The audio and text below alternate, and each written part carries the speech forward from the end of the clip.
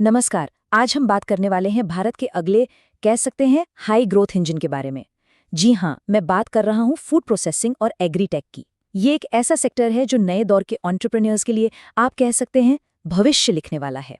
चलिए इस पूरी कहानी को समझने के लिए सीधे एक नंबर पर आते हैं। सिर्फ 12%।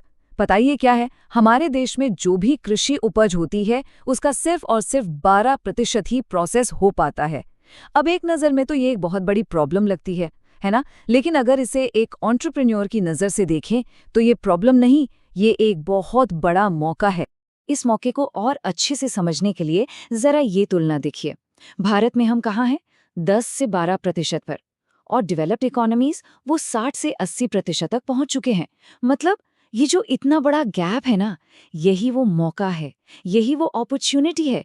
सोचिए, एक ऐसा खुला मैदान जिस पर अभी तक किसी ने ठीक से काम ही नहीं किया है, और आज हम इसी की बात करने वाले हैं। तो आगे हम क्या-क्या देखने वाले हैं? सबसे पहले हम समझेंगे कि क्यों ये भारत का अगला हाई ग्रोथ इंजन है। फिर हम उन ताकतों को देखेंगे जो इसे आगे बढ़ा रही हैं। इसके बाद एआई इसमें क्या कमाल कर रहा है वो समझेंगे। और हाँ, एंटरप्रेन्योर्स के लिए कौन से जबरदस्त बिजनेस मॉडल हैं और आखिर में दुनिया के बाजार के लिए कैसे तैयारी करनी है, इस पर भी बात करेंगे। तो चलिए शुरू करते हैं पहले पॉइंट से, भारत का अगला ग्रोथ इंजन। देखिए, अब तक हम फूड प्रोसेसिंग और एग्रीटेक को एक ट्रेडिशनल पारंपरिक सेक्टर मानते आए हैं। लेकिन अब ऐसा नहीं है। ये बहुत तेजी से एक हाई ग्रोथ टेक्नोलॉजी वाला सेक्टर बन रहा है, और यही सेक्टर आने वाले समय में इनोवेशन और वेल्थ क्रिएशन का भविष्य तय करने वाला है।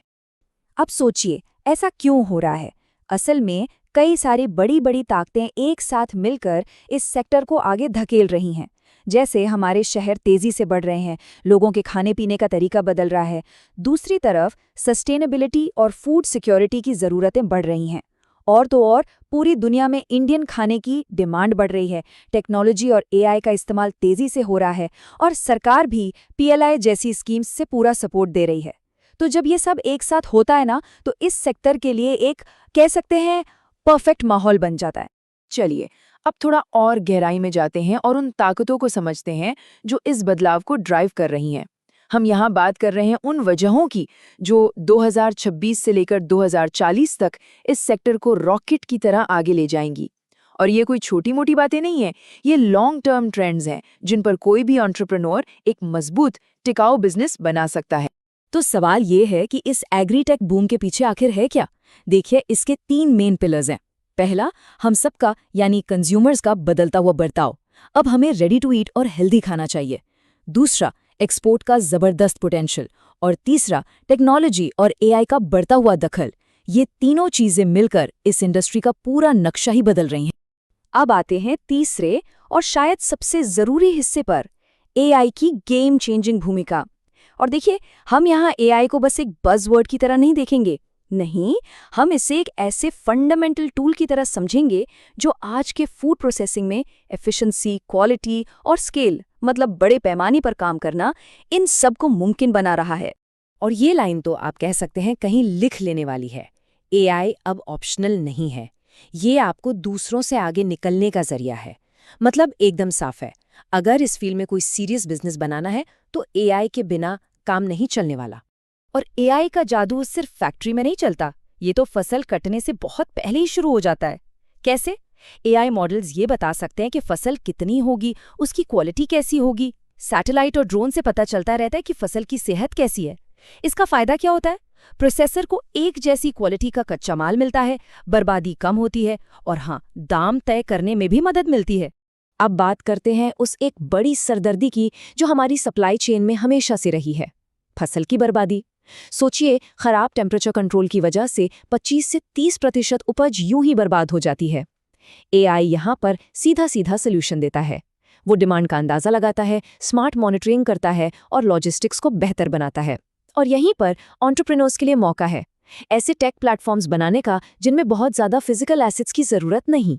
मतलब ऐसे ऐप्स और सॉफ्टवेयर जो पूरी सप्लाई चेन को स्मार्ट बनाते हैं। अच्छा, अब फैक्ट्री के अंदर चलते हैं। यहाँ एआई ऑटोमेशन को बिल्कुल नेक्स्ट लेवल पर ले जाता है। कंप्यूटर विजन से ग्रेडिंग और सॉर्टिंग हो जाती है। मतलब कौन सा फल अच्छा है, कौन सा खराब, ये मशीनें खुद देख लेती हैं। खराबी का पता अपने आप चल जाता है और मशीनें खराब होने से पहले ही पता चल जाता है कि मेंटेनेंस की ज़रूरत है। इसका असर जाहिर है, प्रोडक्शन बढ़ता है और एक्सपोर्ट के लायक क्वालिटी लगातार बनी रहती है।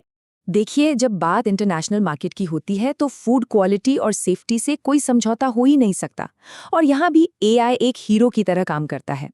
एआई बेस्ड सिस्टम्स मिलावट पकड़ सकते हैं, ये बता सकते हैं कि प्रोडक्ट कब तक ठीक रहेगा, और ब्लॉकचेन के साथ मिलकर ये पूरी जर्नी को ट्रैक कर सकते हैं। मतलब खेत से थाली तक सब कुछ पता रहता है। और बात यहीं खत्म नहीं होती। एआई मार्केट की नब्ज पकड़ने में भी माहिर है। मतलब कंज्यूमर्स को क्या पसंद आ रहा है, उसके हिसाब से नए प्रोडक्ट्स बनाना, या फिर ये पता लगाना कि आने वाले टाइम में किस प्रोडक्ट की डिमांड होगी। इन सब में एआई मदद करता है। नतीजा, प्रोडक्ट्स तेजी से लॉन्च होते हैं और उनके हिट होने के चांस भी बढ़ जाते हैं।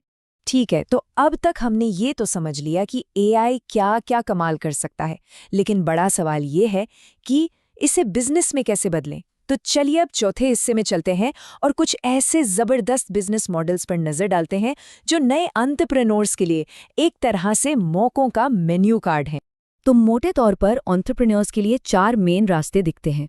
पहला, टेक्नोलॉजी से लैस एक नया फूड ब्रांड बनाना। दूसरा रास्ता है एग्रीटेक SaaS प्लेटफॉर्म्स बनाना। तीसरा, प्रोसेसिंग एज अ सर्विस की सुविधा देना। और चौथा है खास तौर पर एक्सपोर्ट के लिए प्रोसेसिंग यूनिट्स लगाना। चलिए एक एक करके इन्हें थोड़ा और समझते हैं। पहला, टेक इनेबल्ड ब्रांड्स। ये क्या करते हैं? ये डेटा का इस्तेमाल करके आज के ज़माने के प्रोडक्ट्स बनाते हैं, जैसे प्लांट बेस्ड फूड। दूसरा, एग्रीटेक SaaS। ये कंपनियां असल में इंटेलिजेंस बेचती हैं, मतलब किसानों और प्रोसेसर्स को एनालिटिक्स और सप्लाई चेन के टूल्स देती हैं। तीसरा, प्रोसेसिंग एज अ सर्विस। इसमें छोटे बिजनेस के लिए एक शेयर्ड एआई मैनेज्ड फैक्ट्री जैसी सुविधा होती है। और चौथा, एक्सपोर्ट फोकस्ड यूनिट्स। ये उन प्रोडक्ट्स पर काम करते हैं जिनकी विदेशों में बहुत डिमांड है, जैसे ड्राइड या फ्रोजन फूड्स। और अब हम आ गए हैं अपने आखिरी और सबसे एम्बिशियस हिस्से पर, एक ग्लोबल फ्यूचर बनाना। यहाँ मकसद सिर्फ एक बिजनेस खड़ा करना नहीं है। नहीं, मकसद है एक ऐसा इंडियन एंटरप्राइज बनाना जो दुनिया भर में अपनी पहचान बनाए। एक ऐसा बिजनेस जो सस्टेनेबल हो और जिसका फोकस एक्सपोर्ट पर हो। तो चलिए देखते हैं दुनिया में कहाँ क्या बिकता है। अमेरिका को चाहिए ऑर्गेनिक, प्लांट बेस्ड और रेडी टू ईट खाना। यूरोप का पूरा फोकस सस्टेनेबिलिटी और ट्रेसेबिलिटी पर है। मतलब उन्हें पता होना चाहिए कि खाना कहाँ से आया है। मिडिल ईस्ट में फ्रोजन और हलाल फूड की जबरदस्त डिमांड है। और एशिया में यहाँ प्रोसेस्ड फल और मसालों का मार्केट बहुत बड़ा है। एक बात और समझनी बहुत जरूरी है। आज के दौर में सस्टेनेबिलिटी सिर्फ अच्छा काम नहीं है, ये एक बहुत स्मार्ट बिजनेस स्ट्रेटेजी है। एआई वाली प्रोसेसिंग से आप कचरे से भी वैल्यू बना सकते हैं, पानी का इस्तेमाल कम कर सकते हैं। और जब आप ऐसा करते हैं तो न सिर्फ ग्लोबल खरीदार आपकी तरफ आते हैं, बल्कि ESG जैसी बड़ी फंडिंग और कैपिटल भी आपको मिलता है। तो एक फाउंडर के लिए पूरा एक्शन प्लान क्या होना चाहिए? चलिए इसे एक सिंपल चेकलिस्ट में देख लेते हैं।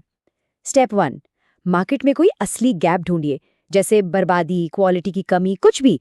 स्टेप 2, फिर एक टेक फर्स्ट एआई वाला सोल्यूशन बनाइए। स्टेप 3, डे 1 से एक्सपोर्ट स्टैंडर्ड्स को दिमाग में रखकर चलिए। स्टेप 4, किसानों के ग्रुप्स और FPOs के साथ पार्टनरशिप कीजिए। और स्टेप 5, सिर्फ प्रोडक्ट नहीं, एक ब्रांड और अपनी इंटेलेक्चुअल प्रॉपर्टी बनाने पर फोकस कीजिए। और अंत में एक बहुत ही पावरफुल बात जो इस पूरी चर्चा को समेटती है। खाने का भविष्य सिर्फ खेती नहीं है, ये है डेटा, प्रोसेसिंग, टेक्नोलॉजी और ग्लोबल सप्लाई चेन। मतलब पूरा गेम ही बदल चुका है। असली वैल्यू अब खेत में नहीं बल्कि टेक्नोलॉजी और इंटेलिजेंस में है। तो आखिर में सवाल यही बचता है, अगला ग्लोबल इंडियन फूड एंटरप्राइज बनाने में अगला कदम कौन उठाएगा? इस रेवोल्यूशन का हिस्सा बनने के लिए कौन सा रास्ता चुना जाएगा?